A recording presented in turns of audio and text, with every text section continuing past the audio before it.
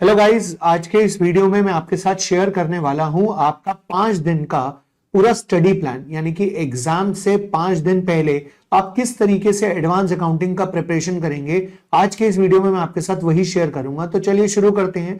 ये मैंने आपके लिए एक छोटा सा प्लानर बनाया है जिसमें मैंने आपको ये बताया है कि इन 5 दिन में आपको किस हिसाब से चैप्टर्स करने हैं। अगर आपने ऑलरेडी अपना प्लान बनाया हुआ है तो आप एक बार सुन लीजिए, क्या पता इसकी वजह से आपको कोई एक नया इनपुट मिल जाए और आप उस प्लान में चेंज कर पाए। यहां पर इस प्लान को बनाते समय मैंने ये अज्यूम किया है कि आप 12 से 13 घंटे एक दिन में पढ़ेंगे। ओके जी। और डे 1 यानी कि हम 6 जनवरी से अपनी प्रिपरेशन स्टार्ट करेंगे। हमने अपने पहले दिन में जो चैप्टर्स करने हैं वो करने हैं हमने cash flow statement, internal reconstruction, buyback of shares, AS 12 और AS 13। यहां पर मैंने आपको बताया हुआ है कि आप किस चैप्टर में कितने घंटे लगाने वाले हैं। इंटरनल रिकंस्ट्रक्शन में आपको 3 घंटे लगाने हैं। अब इस चैप्टर को करना कैसे? लेट से मैंने 2 क्वेश्चन सेलेक्ट कर लिए और उस 2 क्वेश्चन को मैंने पूरा कर लिया बैलेंस शीट के साथ। अब वो 2 क्वेश्चन करने में मान लो मुझे 1 घंटा लग गया, अभी भी मेरे पास 2 घंटे बचते हैं। तो उस बचे हुए 2 घंटे के अंदर मैं बाकी सारे क्वेश्चंस के एडजस्टमेंट्स को एक बार रीड कर लूंगा, एक बार वो सारे क्वेश्चन सारी कॉन्सेप्ट्स रिवाइज कर लूंगा, और अगर जरूरत पड़ी तो कॉन्सेप्चुअल जो वीडियोस हमने बनाई हुई है उस वीडियोस को देख लेंगे। राइट। देन इसके बाद कैश फ्लो स्टेटमेंट सेम तरीका अपनाना है आपने, बायबैक ऑफ शेयर सेम तरीका अपनाना है। AS 12 में आपने कैसे रिवीजन करना है? कोई भी अकाउंटिंग स्टैंडर्ड अगर आपको रिवाइज करना है तो उससे पहले आप अपनी कॉन्सेप्ट बुक से रिवाइज करेंगे जो हमने कॉन्सेप्ट्स क्लास में लिखे हैं, और उसके बाद आप उसके कुछ क्वेश्चंस अटेम्प्ट करेंगे। अगर आपको लगता है कि कुछ क्वेश्चंस करने की जरूरत है, यानी कि रिटर्न में करने की जरूरत है, तो रिटर्न में करिए, अदरवाइज आप ओरली कर सकते हैं, कोई दिक्कत नहीं है, क्योंकि रिटर्न में आप ऑलरेडी प्रैक्टिस कर चुके होंगे अपने रिवीजन 1 और 2 के टाइम पे। क्योंकि ये आपकी फाइनल रिवीजन है तो मैं ये मान के चल रहा हूं कि आपने वो रिवीजन कर रखी होगी अच्छे से। यहां पर मैंने जो आपको टाइम स्लॉट दिया है वो नॉर्मली 11 घंटे का, यानी कि 3 घंटे इंटरनल रिकंस्ट्रक्शन, 3 घंटे कैश फ्लो स्टेटमेंट, 1.5 घंटा बायबैक ऑफ शेयर, 1.5 घंटा AS 12, 2 घंटे AS 13। तो ये बनते हैं टोटल 11 घंटे। मैंने आपको बोला, मैं अज्यूम कर रहा हूं कि आप 12 से 13 घंटे पढ़ रहे हो, तो रात को सोने से पहले याद रहे ये स्टेप बहुत इंपॉर्टेंट है। रात को सोने से पहले आपने क्या करना है, जो 5 चैप्टर आपने दिन में पढ़े, ये जो भी आपने 5 चैप्टर 6 चैप्टर जो भी मैं आपको डे 2 में बताऊंगा, 1 घंटा आपने उन चैप्टर्स को रिवाइज करना है।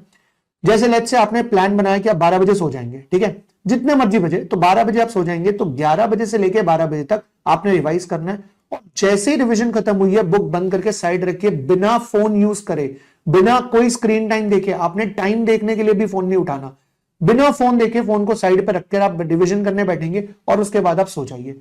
जैसे ही आप सोओगे ना, जो आपने लास्ट के 1 घंटे में पढ़ा होगा वो आपकी मेमोरी में आ जाएगा सब कुछ, यानी कि आपके सबकॉन्शियस माइंड में वो रिकॉर्ड हो जाएगा। ये जो चैप्टर्स मैंने रखे हैं ना, ये इस हिसाब से रखे कि इंटरनल रिकंस्ट्रक्शन अगर आप रिवाइज करते हो तो उसका कॉन्सेप्ट जो है वो आपके साथ 7-8 दिन 10 दिन चला जाता है। राइट। तो जो चैप्टर्स का कॉन्सेप्ट बड़ी रिकॉल करना थोड़ा सा मुश्किल होता है, मैंने एकदम लास्ट में रखे हैं। देन डे 2 में आपने क्या करना है, अमेलगमेशन 3 घंटे देने हैं, AS 1 और 2 को मिलाकर 1 घंटा देना है, बहुत आराम से हो जाएंगे, ट्रस्ट मी। AS 10 1.5 घंटा, AS 16 2 घंटे, AS 26 1.5 घंटा, AS 28 2 घंटे, और रात को 1 घंटा रिवीजन। अगेन ये 12 घंटे का प्लान है। मान लो आपको AS 1 और 2 करने में 1.5 घंटा लग गया, तो मैं तो वैसे ही आपको स्टार्टिंग से बोल रहा हूं कि मैं ज्यूम करके चल रहा हूं कि आप 12 से 13 घंटे पढ़ेंगे। तो अगर आपको लगता है कि आपको 1 घंटा एक्स्ट्रा इन्वेस्ट करना चाहिए, गो फॉर इट, लेकिन ये चैप्टर्स कंप्लीट करने हैं आपको किसी भी हाल में। ओके। देन डे 3 में हम कंसोलिडेटेड फाइनेंशियल स्टेटमेंट्स करेंगे, जिसमें हम AS 21, 23, 27 तीनों कवर करेंगे। ये तीनों अकाउंटिंग स्टैंडर्ड्स कवर करने के लिए मैंने आपको यहां पर बड़े आराम से 7 घंटे दिए, आप आराम से कवर करिए और बहुत इजीली कवर होंगे। कंसोलिडेटेड में मैं आपको जरूर ये बात बोलना चाहूंगा कि एटलीस्ट 3 या 4 क्वेश्चन, मिनिमम 3 से 4 क्वेश्चन पूरे प्रैक्टिस जरूर करिएगा। वर्किंग नोट्स चारों बनाकर देखिएगा, एटलीस्ट कम से कम 5-6 क्वेश्चंस के तो वर्किंग नोट जो हमने 4 सीखे हैं, प्रॉफिट एनालिसिस का हो गया, कॉस्ट ऑफ कंट्रोल का, माइनॉरिटी इंटरेस्ट का, कंसोलिडेटेड रिजर्व्स एंड सरप्लस का, वो वर्किंग नोट बनाकर 4 या 5 क्वेश्चंस का जरूर देखिएगा, क्योंकि उसी के बेसिस पे आपको आगे क्वेश्चन सॉल्व करने हैं। देन इसके साथ आपको AS 15 और AS 20 यानी कि EPS और एम्प्लॉय बेनिफिट भी करना है। 2-2 घंटे मैंने उसके लिए दिए हैं, और फिर 1 घंटा वही रिवीजन का। राइट। देन इसके बाद डे 4 में आपको ब्रांच अकाउंटिंग करना है, AS 19 करना है, 7 करना है, 11 करना है और 17 करना है।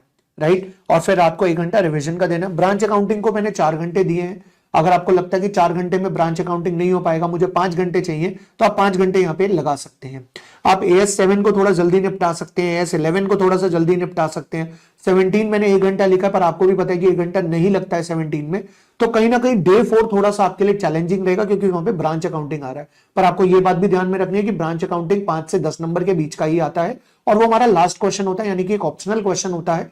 तो आप उसको थोड़ा सा थोड़ा सा मतलब हल्के में लेना चाहो तो ले सकते हो, बट मेरी एडवाइस कभी भी ये बात नहीं कहेगी कि हल्के में लीजिए। मैं हमेशा कहूंगा कि ब्रांच अकाउंटिंग का अगर इजी क्वेश्चन आ जाता है तो उसमें स्कोर करना बहुत आसान होता है। देन इसके बाद डे 5 में आता है कंपनी फाइनल अकाउंट्स और उसके साथ ये सारे अकाउंटिंग स्टैंडर्ड। अब आपको लग रहा होगा डे 5 में तो मैंने बहुत सारा रख दिया, नहीं है बहुत सारा। ये सारे अकाउंटिंग स्टैंडर्ड थ्योरेटिकल है, 4, 5, 19, 18, हाँ बस 22 प्रैक्टिकल है, बाकी 24, 25, 29 ये सब थ्योरेटिकल है। सब एक एक घंटे के चैप्टर्स हैं, बड़े आराम से हो जाएंगे। याद रहे यहां पर मैंने पूरे 13 घंटे इन्वेस्ट करे, यानी कि मैंने यहां पे पूरे 13 घंटे आपसे इन्वेस्ट करवाए हैं, क्योंकि यहां पर मेरे पास 1 घंटा शॉर्ट पड़ रहा था। वही रात को रिविजन करनी है और 1 घंटे में रिविजन हो जाएगी, ट्रस्ट मी, ये बड़े आराम से होगा। ओके, देन इसके बाद एग्जाम डे वाले दिन आपने क्या करना है, एमसीक्यूज रिवाइज करने हैं। ऑल्दो ये नहीं है कि आप यहाँ पे एमसीक्यू नहीं करेंगे, यहाँ पे आप जिस जिस चैप्टर की बात कर रहे हैं इनके एमसीक्यूज आप साथ साथ करते हुए चलेंगे। बट लास्ट डे पे एग्जाम डे वाले दिन, जिस दिन आपका एग्जाम है, 2 बजे एग्जाम है, आप घर से 12 बजे निकलते हैं, तो सुबह उठकर एक तो आपको रात को 8 घंटे की एक अच्छी नींद लेनी है, 7 से 8 घंटे की एक अच्छी नींद लीजिएगा एग्जाम से एक दिन पहले, और एमसीक्यू रिवाइज करेंगे और प्रीवियस ईयर क्वेश्चन पेपर्स एक बार रीड कर लेना कि उसमें किस तरीके के क्वेश्चन पेपर्स में क्वेश्चन आते हैं और कैसे उसको ट्विस्ट करके पूछा जाता है। एक बार रीड करने से ये होगा कि एटलीस्ट आपको पेपर पढ़ने की आदत पेपर में जाने से पहले ही हो जाएगी, तो वो पेपर पढ़ना आपके लिए जो थोड़ा सा आसान हो जाएगा। एक बात याद रखिएगा बच्चों, मेरी बेस्ट विशेस आपके साथ हमेशा रहेगी। इन दिनों में आपके साथ व्हाट्सएप पे अवेलेबल भी रहूंगा।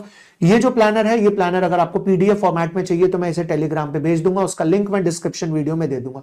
All the very very best to you and please study well, study hard, क्योंकि ये आपके लिए, आप यही मान के चलिए कि आपका लास्ट अटेम्प्ट है। ओके जी, bye bye, take care, God bless you.